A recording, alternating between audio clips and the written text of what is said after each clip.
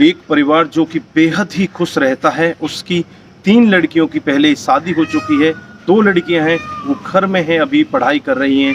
3 लड़की जिनमें से शादी हो जाती है, उनमें से एक जो सबसे छोटे वाली लड़की होती है वो अपने मायके आ जाती है और मायके आकर अपने घर वालों के साथ अच्छे से रहने लगती है। जैसे ही वो शाम को खाना खाते हैं, खाना खाने के बाद घर वाले सो जाते हैं, लेकिन वो तीनों बहन वहाँ से उठती हैं और उठकर वो बाहर चली जाती हैं। और जैसे ही घर वाले उन्हें ढूंढने जाते हैं तो एक नीम के पेड़ के ऊपर तीनों बहनों की लाश टकी हुई मिलती है। दोस्तों, ऐसा क्या हुआ जो तीनों बहनें अपने आप को मौत के घाट उतार देती हैं? आइए दोस्तों, जानते हैं पूरा मामला क्या था।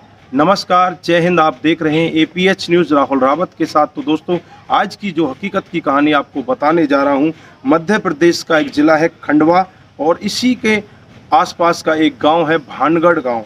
यहां के कोटा घाट के आदिवासी काल्या में रहने वाली जो 3 बहनें हैं, उनका फांसी के फंदे पर लटके हुए देखकर सभी लोगों में हड़कंप मच जाता है।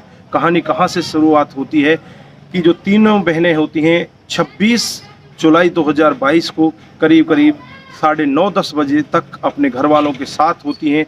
घर में उसकी माँ होती है, उसका भाई सोनू और एक भाई और होता है। ये सब मिलकर आपस में बैठकर खाना खाते हैं और खाना खाने के बाद ये तीनों बहनें एक कमरे के अंदर चली जाती हैं और जो माँ और बेटे हैं वो अलग अलग कमरे के अंदर जाकर सो जाते हैं। अचानक जो इसकी माँ होती है हरली बाई, वो एकदम से उठती है और उठकर वो देखने लगती है कि जो बेटियों का कमरा है उसका गेट खुला हुआ है, लेकिन उसके अंदर ना तो बेटी दिखाई दे रही हैं।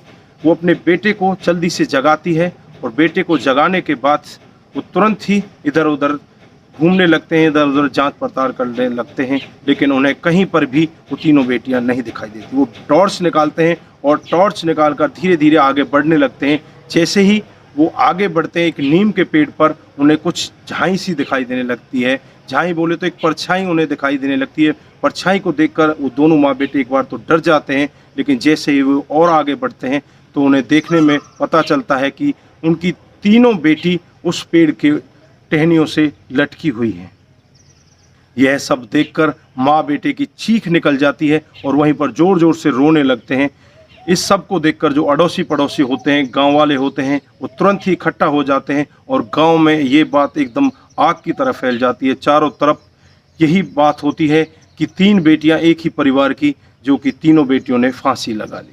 दोस्तों, फर्स्ट जांच जो प्रथम जांच होती है उसमें बस ऐसा ही देखने में आ रहा है कि उन तीनों बेटियों ने खुदकुशी की है, लेकिन अभी इसकी जांच पड़ताल चलेगी। जांच पड़ताल के बाद ही ये पूरा खुलासा हो पाएगा कि उन बेटियों ने किस तरह से फांसी खाई, जिसमें से एक शादीशुदा है जो कि 2 दिन पहले ही अपने मायके से घर आई थी।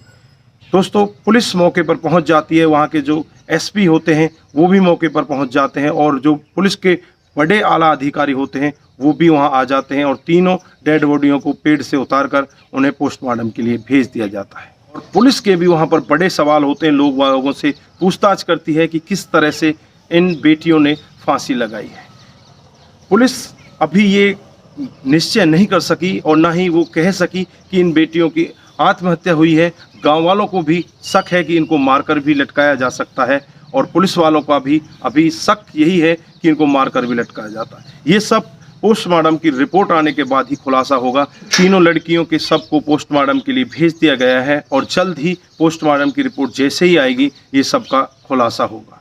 दोस्तों, यहाँ पर बहुत सारे सवाल, जनता के भी सवाल हैं और पुलिस वालों के भी सवाल हैं कि 3 बेटियां, जिनमें से एक बेटी शादीशुदा है और घर में किसी तरह की कोई कमी नहीं है, बेटियों को किसी तरह की कोई रोक टोक नहीं है। जो बड़ी वाली बेटी होती है जिसका नाम होता है सोनू, जिसकी उम्र होती है 22 साल, और जो उससे छोटी वाली बेटी होती है सावित्री, जिसकी उम्र होती है 20 साल, और उससे छोटी वाली बेटी जिसका नाम होता है ललिता और जिसकी उम्र होती है 19 साल।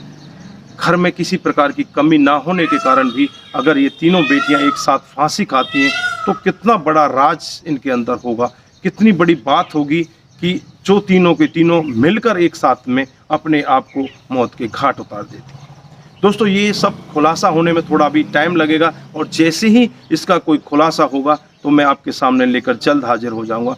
तब तक के लिए आप अपना ख्याल रखें, अपने परिवार का ख्याल रखें, सतर्क रहें, सावधान रहें। दोस्तों, इस कहानी को सुनाने का हमारा उद्देश्य किसी को बरगलाना, किसी को बहकाना या किसी पर किसी प्रकार का दबाव बनाना नहीं है। हमारा उद्देश्य बस यही है कि आप लोग जागरूक हों और ऐसे क्राइम के बारे में जानें जो डे बाय डे हमारे समाज में बढ़ते जा रहे हैं। दोस्तों, अपना ख्याल रखिए। नमस्कार, जय हिंद, जय भारत।